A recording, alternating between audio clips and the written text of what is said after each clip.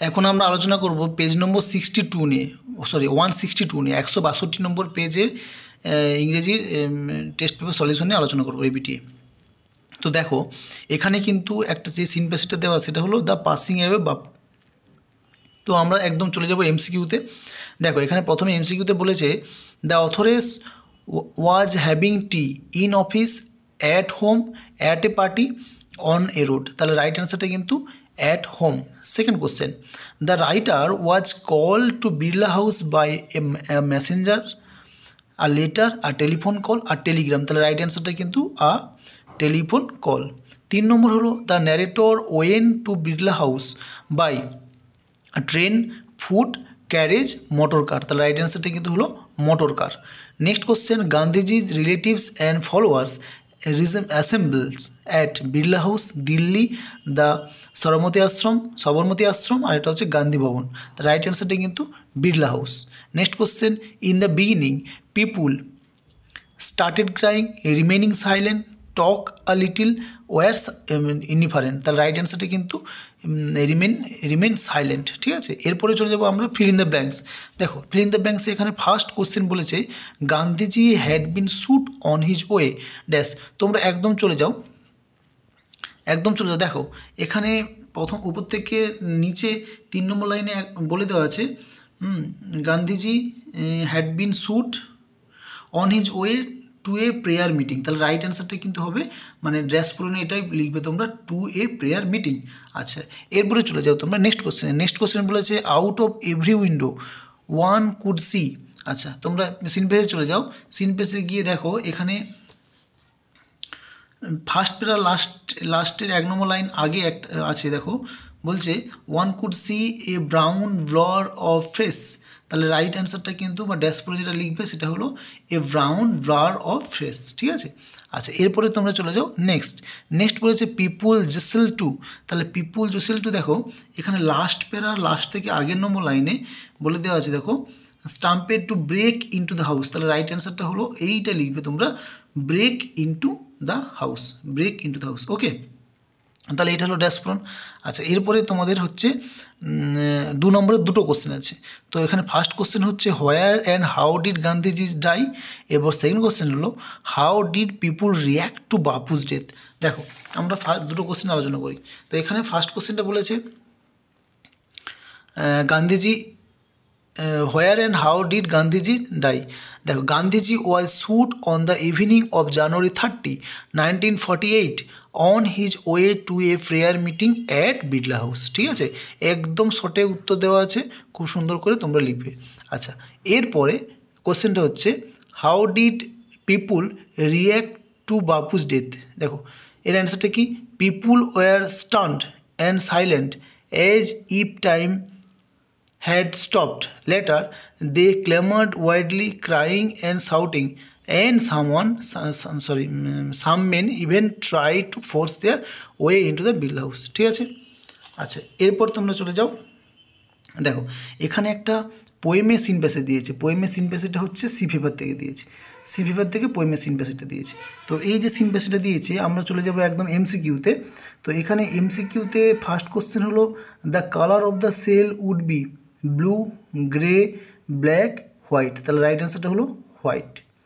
During the sea voyage the poet wants to hear the crying of a cuckoo, a seagull, eagle, swallow. তাহলে right অ্যান্সারটা হলো a seagull.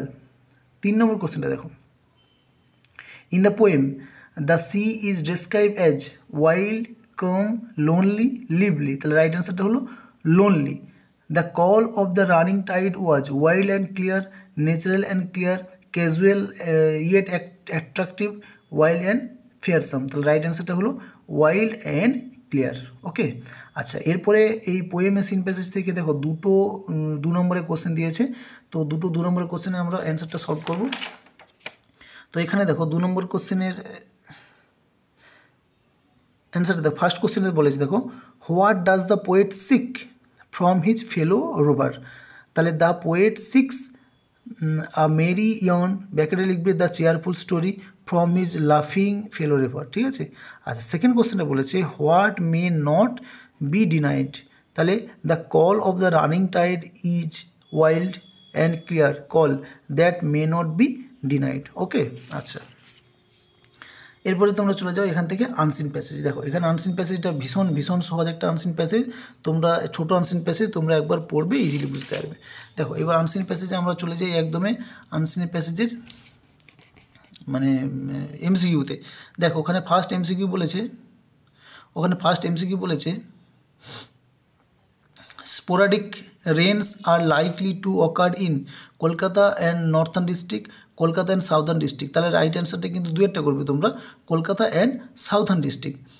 এরপরে দুয়ের কোশ্চেনটা হচ্ছে the highest temperature is likely to touch, এর অ্যান্সারটা কিন্তু এক একটা করবে 40 ডিগ্রি সেলসিয়াস।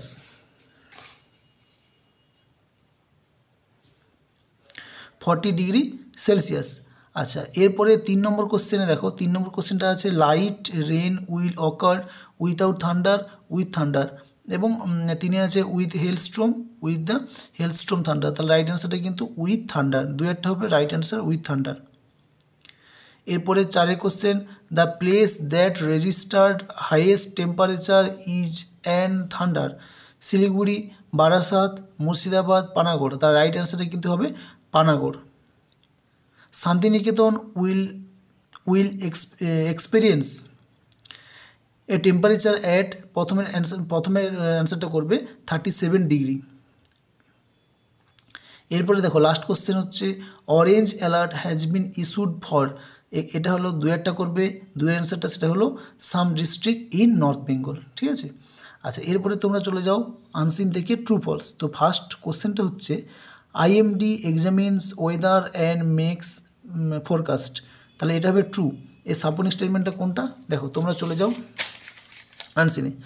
আনসিনে দেখো একদম ফার্স্ট লাইনটা, হ্যাঁ ফার্স্ট লাইনটা হচ্ছে the Indian meteorological department IMD has forecast sporadic rain over Kolkata and southern district of West Bengal over the next few days.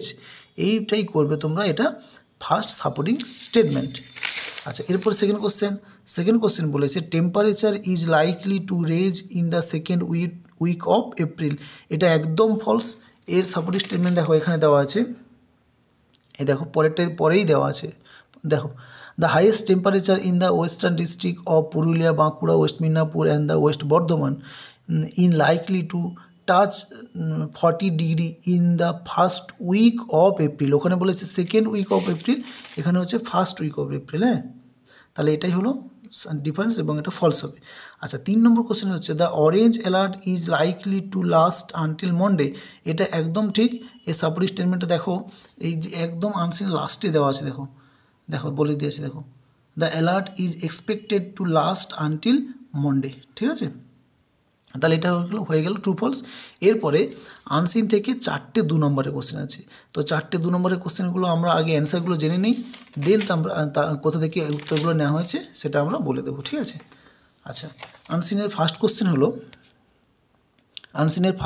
হলো what did IMD forecast for Gangetic Bengal, তাহলে গাঙ্গেয় বঙ্গ আর কি। ঠিক আছে, the IMD forecast a gradual rise in the maximum temperature by 2-3 degrees over the next 48 hours followed by the light rain in the some region. Next question হলো where will light rain with thunder occur? Light rain with thunder is likely in Kolkata, North and South Chব্বিশ Pargana, East Midnapur, Howrah, Hooghly, Purulia, Jhargram and the West Midnapur. Next question হলো in which district has orange alert been issued? An orange alert has been issued for Darjeeling, Jalpaiguri and Kalimpong district.